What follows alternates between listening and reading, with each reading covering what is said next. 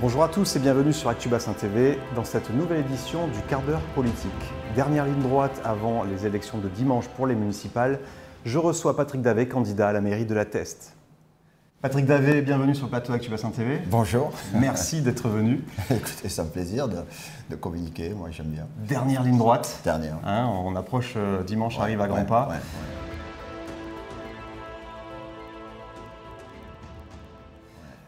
Vous avez recueilli beaucoup de soutien. Oui. Des listes opposantes, comme Véronique Rocci, Stéphane Géraud. C'est vrai. Bien entendu, cette fusion avec Jean-Bernard Bieler. Oui. Donc, énorme soutien aussi. Qui est un plaisir d'ailleurs. Récemment, Olivier Marchal. Oui, aussi. Bon, on a eu l'enfance, on l'a compris. On va revenir, si vous voulez bien, sur le premier tour. Oui. Quelle analyse vous en avez fait ? Ben écoutez, l'analyse que j'en ai faite, c'est l'analyse qu'ont fait beaucoup de testerins. Il y a eu 66% des voix qui ne se sont pas portées sur Jean-Jacques Ayrault. Donc ce qui veut dire que les gens ont envie d'un changement, ils ont envie de voir autre chose. Il y a eu 12 ans qui ont été faites, et que je respecte, bien évidemment, mais ils ont envie d'un changement. Et ce changement, je crois qu'ils en avaient envie par le rassemblement, justement. Je crois qu'ils en ont marre de quelqu'un qui use et abuse du pouvoir lui seul. Ils ont envie qu'il y ait véritablement une équipe. Et c'est ce que j'ai envie de représenter, puisque vous le savez, vous venez de l'évoquer, nous avons fait cette fusion avec Jean-Bernard Bieler qui se passe merveilleusement bien, et nous avons eu le soutien des deux autres candidats que sont Stéphane Géraud et Véronique Rocci. Donc les testeurs ont véritablement envie d'un changement, un changement d'esprit, un changement de mentalité et un changement de leur ville surtout, un changement de leur ville. C'est ce qu'ils me demandent d'ailleurs dans la rue, ils me disent il faut que ça change. Vous avez bien jaugé comme ça en faisant des porte-à-porte. Il faut quand même prendre en compte ce chiffre énorme, 59%, pas tout à fait, mais presque d'abstention. Oui. C'est quand même énorme. C'est énorme. Voilà, donc je pense que dimanche, la donne sera... Il semblerait, je vais m'avancer un petit peu, il semblerait au travers des rencontres que nous faisons, que les gens qui ne sont pas allés voter au premier tour, par peur, et je les comprends, le soir à 20h, un Premier ministre leur dit on arrête tout à minuit, mais demain matin allez voter. Bon, c'était pas très sérieux de leur part, on le sait, mais on ne peut pas y revenir, ça c'est le passé. Moi aujourd'hui c'est l'avenir qui m'intéresse. Donc le premier avenir, il va se jouer dimanche dans les urnes, et j'ai la sensation que les gens se sentent un petit peu plus en sécurité, on le voit dans le comportement, ils nous disent oui, on va aller voter. D'ailleurs, à ce sujet-là, je rappelle qu'au premier tour, toutes les mesures de sécurité n'avaient pas été prises, même quasiment aucune. Je crois qu'il y a même un colissier, on lui a rétorqué à la mairie, on s'en fiche. Cette personne, on lui a dit ça, écoutez, on s'en fiche. Bon, c'est pas très illégal. Là, avec Jean-Bernard, nous avons fait en sorte d'avoir la garantie que tout serait mis en place pour que les gens puissent aller voter dans de bonnes conditions. Vraisemblablement, ça va être fait. C'est ce qui a été annoncé, j'ai entendu hier ou avant-hier. Donc, je vais dire aux gens, venez voter dimanche. Venez voter, c'est essentiel. Venez voter. Voilà. Le confinement est arrivé après ce premier tour. Donc, très compliqué à gérer. Très compliqué à gérer. Comment rester actif quand on n'est pas... quand on n'a pas les rênes de la mairie, j'ai envie de dire, pour gérer tous les services qui, eux, ont besoin de travailler dans la continuité. Alors, c'est assez difficile. Nous, pour notre part, que ce soit Jean-Bernard et moi, puisque on avait décidé de lever un peu le pied, parce que les gens, ils avaient d'autres préoccupations que de s'occuper des municipales. Ensuite, nous n'avions aucune visibilité quant à la date à laquelle ça allait se passer, donc on a un peu levé le pied. Néanmoins, ça nous a permis de travailler en interne, ça nous a permis de beaucoup réfléchir, et ça nous a permis aussi, ce qui vient de se passer, d'avoir de la réactivité. Ça va être notre ligne de conduite, la réactivité. Ce qu'on n'a pas senti, nous, chaque maire, que ce soit à La Teste ou ailleurs, a fait son boulot. Il était maire. Vous savez, il y a des maires qui, lundi 29, ne seront plus maires de leur ville parce qu'ils sont en situation difficile, mais qui ont fait aussi le boulot, parce que là, il y allait de la vie des gens. Donc là, il n'y a plus de notion de politique. Il faut quand même, c'est le cœur qui doit parler. Il faut être responsable. Voilà. Donc, ce qui s'est passé à La Teste, c'est le boulot qui a été fait. Et nous, ça nous a permis, je vous dis, d'être aussitôt terminé la réactivité, avec pour preuve ces 3 réunions publiques que j'ai fait en plein air, puisqu'il y avait des difficultés pour les faire en salle.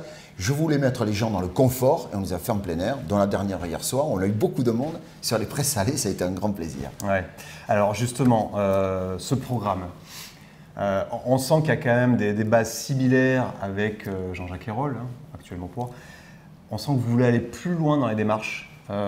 Si ce n'est, on peut commencer par l'urbanisme. Parce que là, je pense qu'il y a un réel désaccord. Là, on n'a pas une base similaire du tout. En urbanisme, il a une conception de la ville qui est différente de la nôtre. Alors, il est vrai qu'à une époque, il fallait se préoccuper du centre. Il y avait certainement une nécessité de densifier, bien sûr. Mais pas comme ça, c'est-à-dire sans aucune mesure, que ce soit des mesures architecturales, soit des mesures... Vous parlez d'incohérence architecturale Incohérence architecturale, incohérence écologique, quoi. Enfin, on a du béton partout, la preuve, l'autre jour il a plu, la ville était inondée par endroits, enfin, tout ça, je crois que les testeurs n'en veulent plus, les hauteurs, les couleurs, les formes, enfin, il y avait une incohérence totale. Et puis surtout, l'incohérence absolue, enfin, je ne comprends pas comment on peut fonctionner comme ça. Une fois qu'on a eu densifié le centre, on met les commerces à 4,5 km. C'est-à-dire aux gens, alors qu'on leur demande d'essayer de poser la voiture, puisqu'il y a des problèmes de circulation à Test, vous en savez peut-être quelque chose. Donc on leur dit, non, finalement, il faut prendre la voiture. C'est exactement le contraire. Donc sur l'urbanisme, et on sait qu'il y a des projets aujourd'hui encore très importants, à la Pinette de Conto, on nous dit que non, mais c'est dans les cartons. Il va falloir donc rediscuter dès lundi matin avec Domo France, c'est ce que je vais faire. À la gare, à l'entrée de ville, 140 logements, il y aura de la hauteur. Entrée ouest, le Baou. Oui, au Baou, voilà, exactement. Non, tout ça, on ne peut pas l'accepter. Donc là, on a vraiment une différence. Nous sommes une ville pavillonnaire et il faut conserver cet esprit pavillonnaire par rapport à notre qualité de vie. Aujourd'hui, on est en train de perdre en qualité de vie parce qu'il y a des gens qui ont des petites maisons adorables et qui se retrouvent avec de l'étage à quelques mètres. Ouais. Donc ça, c'est une différence absolue. La sécurité, c'est une autre différence absolue. Vous voyez, là, nous sommes 8h15. J'ai quelqu'un qui m'a envoyé une photo. Ce matin, au marché de la Teste, à 6h30, il y avait des gens qui dormaient par terre sur le marché avec des chiens. On ne peut pas accepter tout ça, Il faut qu'il y ait une véritable sécurité, les gens en ont besoin. Il y a quelques jours, il y a eu une bagarre à proximité encore du marché à 18h30, devant le petit stand au sorbet d'amour. Des gens qui étaient avec des enfants dans les glaces, ils se battaient, du sang partout. Il y a un quartier de la Teste où il y a un établissement qui nuit à tout le quartier. Le maire ne veut rien entendre, il les a reçus hier, mais à la va-vite en disant « je vous respecte ». Quelque part, c'était « je ne vous respecte pas ». Non, il faut mettre vraiment de l'ordre. On est passé d'une incivilité à une insécurité. Il ne faut pas que ça s'amplifie. La gangrène, vous savez, ça commence par le bout des doigts et après, ça avance. Donc, vraiment, je vais mettre des moyens à la police municipale pour lesquels j'ai le plus grand respect. Je sais que ce sont des gens de valeur qui ont envie de travailler, mais ils veulent en avoir les moyens. Et ils les auront. Et vous parlez notamment de réinstaurer finalement, puisque Jean-Jacques Ayrault l'avait fait aussi lors de son premier mandat au tout début, mettre une présence policière à Cazaux, à Pinard. Oui, absolument. Voilà. Donc je veux un bureau à la Teste qui soit ouvert en permanence, 24 heures sur 24, 7 jours sur 7. Donc ça veut dire qu'il y aura effectivement une augmentation de l'effectif et un bureau et des bureaux permanents à Cazaux et à Pilat. Il y avait eu un fait divers d'un gamin qui avait été embêté dans un bus. Bon voilà, s'il y avait eu une présence policière à l'arrivée à Cazaux du bus, ce problème-là n'aurait pas existé. Et c'est c'est des problèmes traumatisants pour un enfant, faut pas. Et puis qui s'est terminé évidemment avec un règlement d'un membre de la famille à régler l'histoire. Donc là-dessus, je veux plus. L'autre point également, c'est la santé, où on est en désaccord. Je veux mettre exactement ce qui se fait à Arcachon, qui marche très très bien. C'est un numéro vert, 2 médecins salariés. Ils appellent, une demi-heure à poser le médecin. C'est pas vous faites le 15 et au bout de 2 heures, on vous dit finalement, vous vous retrouvez aux urgences. C'est pas ce médecin, c'est vraiment une permanence. Oui, absolument. On l'a chiffré, il me dit ça va coûter, ça vaut 200 000 euros. Quand, avec remboursement de sécu inclus, 200 000 euros. Pour faire une petite comparaison, c'est le prix de la statue que Jean-Jacques Ayrault a acheté sans nous concerter et qu'il va mettre sur le rond-point, 200 000 euros. Voilà. Moi, choisir entre la statue et la santé. La statue est très très belle, je l'ai vue, sauf que la santé, c'est beaucoup plus important. Et ça permettrait peut-être de délester les urgences de l'hôpital de santé ? Complètement. Ça veut dire que ça va délester les urgences. D'ailleurs, ça a été dans une vidéo, ça a été commenté par un de mes colissiers, Fabien Dufay, qui est infirmier anesthésiste et qui nous disait que c'était une excellente idée parce que ça allait désengorger les urgences. Et puis le quatrième point, c'est les 4 plus importants, c'est la fiscalité. Je ne l'avais pas évoqué au premier tour, c'est Jean-Bernard Bieler qui l'avait évoqué, mais aujourd'hui je suis tout à fait en accord avec lui. Nous allons baisser les impôts. Nous sommes la ville qui paie le plus d'impôts. 20%, c'est ça, du taux communal sur le foncier ? Oui, absolument. Ça, on va la baisser exactement de 20% du taux communal sur le foncier. Et c'est tout à fait réalisable.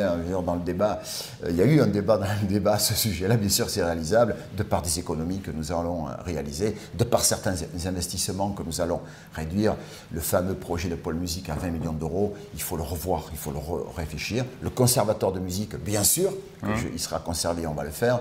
Mais après, le parking souterrain, c'est une catastrophe économique, écologique, hein, parce qu'il faut taper dans la nappe phréatique. Non, non, on ne va pas du tout faire comme ça. Au Baou, puisqu'on va y revenir, je veux une très belle entrée de ville, à mi-Testerin, à mi-Pile, à mi-Casalin, une très belle entrée de ville, végétalisée, avec des aires pour que les gens puissent se poser, puissent surveiller les enfants pendant que l'épouse va au marché. Voilà, il faut une belle entrée de ville, que les gens se disent, ils arrivent en voiture, se disent, tiens, voilà un bel endroit, plutôt que de se dire je suis dans 5 minutes à Arcachon, tiens, voilà un bel endroit, on va s'y arrêter. Et au moins, on relancera l'économie du commerce testerin de centre-ville. D'accord. Vous avez parlé également d'une création de salles polyvalentes, salles des fêtes. Oui, absolument. On voudrait faire une salle polyvalente qui se ferait sur les prés salés, puisque vous le savez, notre grand projet, hein, depuis toujours, c'est l'aménagement de la façade maritime. Donc, à la place de la route actuelle que je déplacerai le long de la voie ferrée, je voudrais faire une piste cyclable et piétonne. La partie présalée, évidemment, on n'y touche pas puisque nous sommes sur un domaine public maritime. Au contraire, je souhaiterais y mettre un petit peu plus d'eau, puisque je veux y mettre une piscine d'eau de mer, une piscine naturelle, comme ça se fait aux Danges, ouais. Là où se trouvent l'écluse. Donc il y aurait le flux et le reflux de l'eau qui nous permettrait ce changement d'eau, qui permettrait une baignade où on pourrait y venir avec les enfants. Ça rappellera notre enfance, où enfin on nous a amené il y avait sur le port un petit coin qui s'appelait le Plajotte. On venait se baigner avec un sable magnifique. D'ailleurs, il y a des plages magnifiques sur le côté présalé est, à la Teste, qu'il faudrait remettre en place. Donc, ces présalés, je voudrais vraiment les réaménager, ouais. Parce que c'est notre lieu de vie, quoi. Il faut faire. On a plein de choses à faire. C'est une entrée ou une sortie également. Hein. C'est une entrée, une sortie. Enfin, c'est ça qui doit être notre cœur de ville. C'est non pas la zone d'activité. Je veux dire, c'est ça qui doit être notre cœur de ville. C'est là que les gens ont envie de s'y retrouver, d'y venir à pied, d'y venir prendre un verre, d'y venir se marcher. C'est là que les gens ont envie. Et c'est ça qu'il faut faire. Et c'est ça que je veux faire. Parce qu'en plus, économiquement, ça va nous amener des ressources par la valeur ajoutée et non plus par l'impôt. Parce qu'aujourd'hui, les seules ressources que nous avons, ce sont les impôts, ce que nous payons. Il faut qu'il y ait aujourd'hui des ressources sur la valeur ajoutée. Et la valeur ajoutée, c'est le commerce, hein, ni plus ni moins. Voilà, ce sont oui, tout à l'heure je vous disais, la fiscalité, il faut absolument qu'on la baisse. On va la baisser parce qu'on peut le faire. Et ça va passer, je vous dis, par des économies, par des ralentissements de certains investissements. Mais on va le faire. On va le faire. C'est un engagement. Un dernier point essentiel, puisqu'il a été le point commun entre tous les candidats de toutes les mairies de France, l'écologie. L'écologie, vous savez, il ne suffit pas d'avoir une carte écologie pour être écologiste. Moi, je le suis, j'habite dans la nature. L'écologie, ça fait partie de ma vie. Je vais en forêt, je vais sur les plages, ça fait partie de ma vie. Et aujourd'hui, en ayant 3 enfants relativement jeunes, puisqu'ils ont une vingtaine d'années, ils me font prendre conscience de tout ça. Donc, c'est pour ça que je vous dis, il faut arrêter ce bétonnage. Aujourd'hui, il faut mettre de l'herbe quand on peut mettre de l'herbe. Il faut... Vous voyez, on entend toujours à la Teste, nous avons 92% de notre territoire qui est classé. Donc nous avons des terrains non constructibles. Mettons-les à disposition pour faire de la permaculture, parce qu'on sait que c'est l'avenir, tout ça. C'est tout ça qu'il faut réfléchir. Il ne faut pas dire je suis écologiste et bétonner la ville à côté. On ne peut pas faire comme ça. Donc il faut des espaces verts, il faut des endroits où la terre respire, où nous respirons, où ça sent bon. Voilà ce qu'il faut. Et après, il y a aussi plein d'éléments qui font qu'on doit avoir cet esprit écologiste. Et cet esprit écologiste, moi j'ai envie de l'avoir, j'ai envie de préserver notre environnement, les bois, j'ai envie de préserver tout ça, quoi. Il y a tant de choses à faire. Patrick Davé, merci. De rien. Je vais vous laisser conclure avec cette minute de la fin.